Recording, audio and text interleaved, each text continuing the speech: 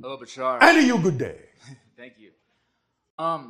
Just to tag on really quick off of her last question on highest joy and excitement, I want to talk a little bit about like self-hatred and self-love, because I've heard from another channeler that if you're in like a state of self-hatred, that your highest joy and excitement can be something that's destructive and detrimental to you. No.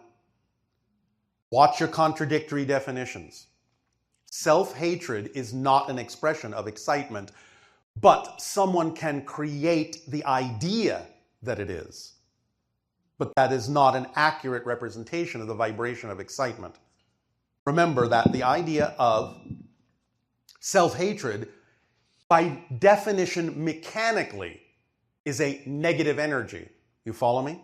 Mm-hmm. It's segregative, separative, disconnective in its experience. Okay. The idea of excitement is a positive mechanical energy, which means it's connective, integrative, and expansive. Therefore, saying, well, it is my highest excitement to hate myself is a complete contradiction of energy and terms. Well, but you can create the experience as if it seems to be your higher excitement, but the only reason that would be done is because you are glossing it over so that you won't have to look at why you hate yourself. Therefore, it's simply based on fear that you're saying it's your excitement, so you don't have to look deeper and find out why you would hate yourself. Do you understand? Yeah, so my question comes to, this is a kind of a personal question, but I feel very stuck in my life right now. Oh, all right, how exciting. That means you're at a crossroads and can go anywhere. That's another way to look at it, you understand? Because by saying I feel stuck, the only reason you feel stuck is because you have definitions that create that sensation. There is no such thing as an inherently difficult situation. No such thing. Only your beliefs and definitions allow you to experience it that way. Okay. So the paradox and the power in the paradox is an understanding that if you feel stuck, the only reason you can actually have an experience of feeling stuck is that you're actually not stuck. Because you have to be connected, you have to be flowing, you have to be moving and creating in order to create an experience of feeling that you're not. That's the paradox. You can never be disconnected. You have to be connected in order to create an experience of being disconnected. That's the paradox.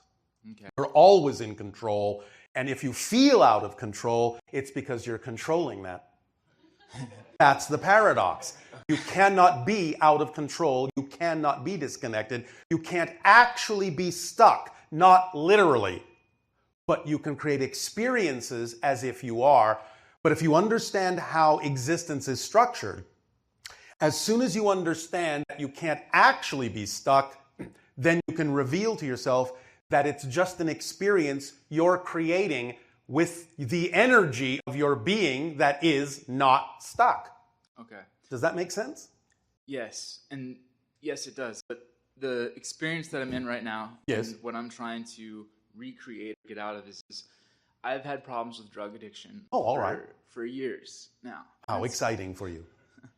Yeah, well. And what have you learned? What have you learned? Is this something you prefer? No. Oh, all right. Not. All right. It ruins my life. All right. Get sober and build my life But you back can up. learn something from this, yes? Yeah. And in learning something from this, will it improve your life? Well, yeah, totally. Well, then you are learning from it, and that means you are turning the negative into a positive. Therefore, it's not a waste. That's the first idea. It's not a waste. You're learning something from it. You are strong enough to have chosen to go through that and come out of it. That's the first thing we see. Yes? Yeah. An experience of strength.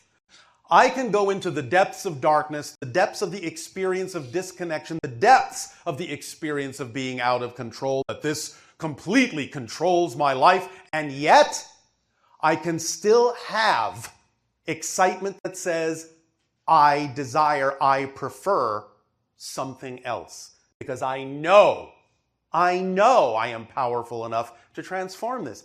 That's the first thing we hear. Is that the first thing you hear? Yes. All right. Now, Yes. when getting off, because I've gotten into a situation again where I've gotten my physical body dependent on substances that I have all right. to withdraw from, that's very painful. Exciting, yeah.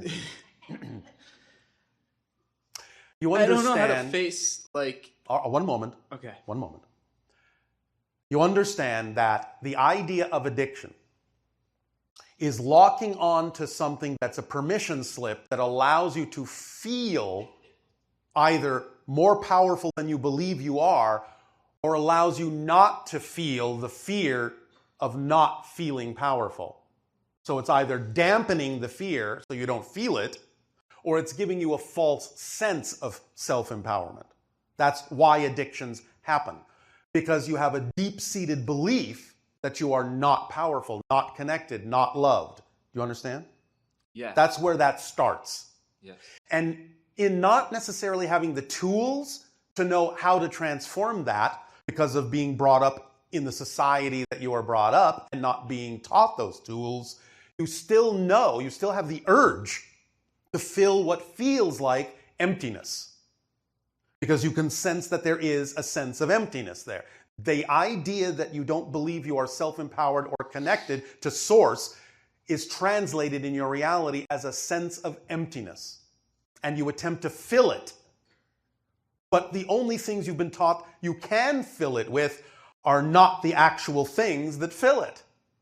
These are just ideas and symbols that you've been taught can fill it, but as I just described, they give you a false sense of security. Right. Because it's only glossing over the deep-seated issue, which is the belief in your lack of worth. Right. But you are worthy. You are worthy. Trust me, if you were not worthy, you would not exist, because creation doesn't make mistakes. Not one. And if you exist, you belong. Yeah. Without you, all that is would not be all that is. You are necessary in order for it to experience itself through your perspective, and that allows it to be all that it is. So the fact that you exist, just that, is proof of your worth. So when you have been taught that you're not worthy, that you're not deserving, that you're not loved, and you keep reinforcing that, you keep buying into it, what you're doing, in essence, if you can picture this, is you're arguing with creation. Saying, I don't exist. Not really. You will never win that argument. Ever. Because you cannot cease to exist. Existence is the fundamental state. You just are. Now, you may change your form in any number of infinite ways, but your perspective will always be your perspective. Anything you change into will always seem to be happening to you. Because the perspective is what you are of all that is. Your unique point of view, your unique experience, your unique understanding of yourself. So fundamentally, just by your existence, you are worthy. So I would simply strongly recommend that you stop arguing with creation, because you will never win that. Okay. So, step one, you have a fundamental worth, a fundamental value, just by the fact that you exist. You can begin there and build up from there. You understand? Yes. Then you can start looking at what the beliefs are. Once you have that foundation, once you know that you cannot cease to exist, you are now creating what we call the indestructible core of your being. It's already there, but you're becoming aware of it. By starting there and knowing that your existence proves your worth, you are now becoming aware of the fact that you are literally, as a point of view, as a unique perspective, indestructible. That which exists cannot become non-existent. Why? Because by definition, non-existence doesn't exist. Think about it. Non-existence doesn't exist. Existence exists. Non-existence doesn't exist. So that which exists can never become that which doesn't exist.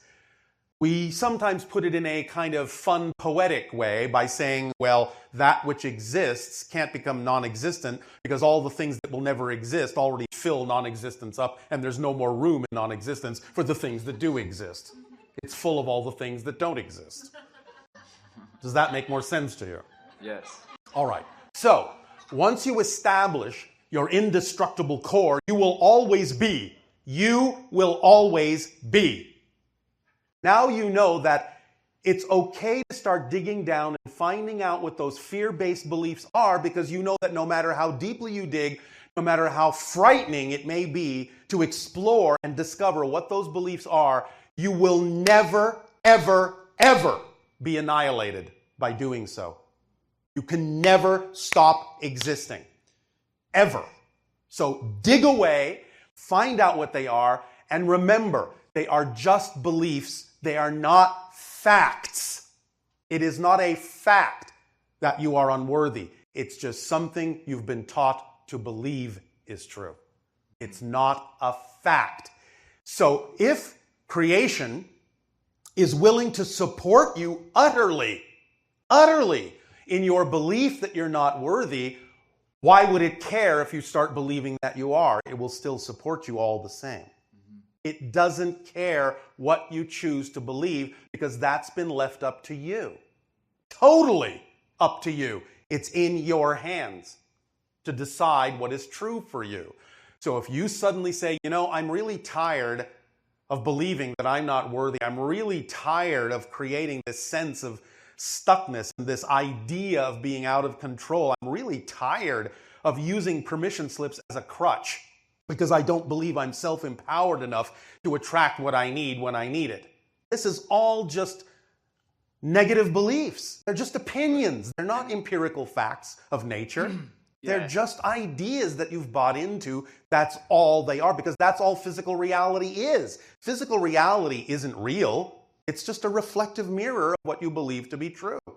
That's all. So, and I understand that, and I've studied a lot about beliefs, and basically that things are neutral, and our beliefs are what give them. Yes. So, for me, yes, could you give me some instructions on maybe like I'm basically asking like a way like to get, I'm ready to get off and take the jumping point and get off of everything that I'm on, go through the withdrawal, which is going to be very painful. Does it have to be? That's what I'm wondering. Does it have to be? Well, no, it doesn't. So why don't you assume there is another way to experience that process and let the synchronicity in your life attract to you the information you need to take you through that process in the most effortless possible way? Why assume it has to be painful? Just because you've gone through it before doesn't mean that the new you has to experience that, does it? No. Then there you go. Do you understand that you are a new person every moment? Yes. Are you sure? Yes. Well, if you understand that you really are a new person every single moment, then don't you understand the implications of what that means? Yes, I do. Are you sure? Explain it to us. Okay, so what right that now means is that like we're constantly like shifting like realities and every. And what does that imply? And that implies that like we're constantly changing. And what does that imply? That I can create any experience that I want. And what does that imply? If you are a new person, what does that imply? That I'm not, that I can be who I want to be. Like, if you are a new person in a new reality, doesn't that imply that you, the new you, has a different history than the other person that was there a moment ago? Yes. Do you understand? Yeah. If you can, I'm not saying this is the way you will do it, but if you understand this, truly understand it,